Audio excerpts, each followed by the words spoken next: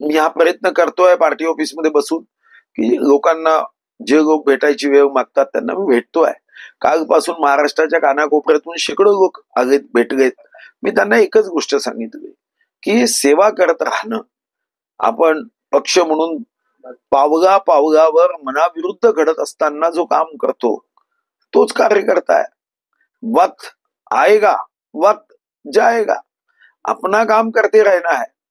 आणि म्हणून कुठं काही आपल्या उणीवा कमतरता असेल तर त्या बघू, पण आपण अशी कोणतीही कृती करू नये की ज्यातून पक्षाचं नुकसान. हा पक्ष हजारो कार्यकर्त्यांनी मोठा केलाय. अनेकांनी या पक्षामध्ये जो त्रास सहन केला तो आपण कधीही विचार करू शकत नाही. इतका त्रास सहन करून पक्ष मोठा घेतला. तेरा वैभव अमर रहे मा हम दिन चार रहणार आहे. मग अशा पक्षाला नुकसान होईल अशी कोणतीही कृती कार्यकर्त्यांनी मात्र करू नये. मुख्यमंत्र्यांसोबत आपलं चर्चा झाली होती का मंत्रिपदाबद्दल, काय सांगतो? नाही, मला मंत्रिपदाचा विस्तार होण्याच्या अगोदर त्यांनी मला सांगितलं होतं तुमचं नाव आहे. आणि माननीय बावनकुळे साहेबांनी सुद्धा 13 तारखेला रात्री ते 2-2.5 तास माझ्याकडे बसले होते. तेव्हाही ते मला म्हणाले असा विचार कसा करता, तुमचं नाव 100% आहे. फक्त 15 तारखेला काय झालं माहित नाही. कोणत्या पेनची शाई होती ते माहिती नाही.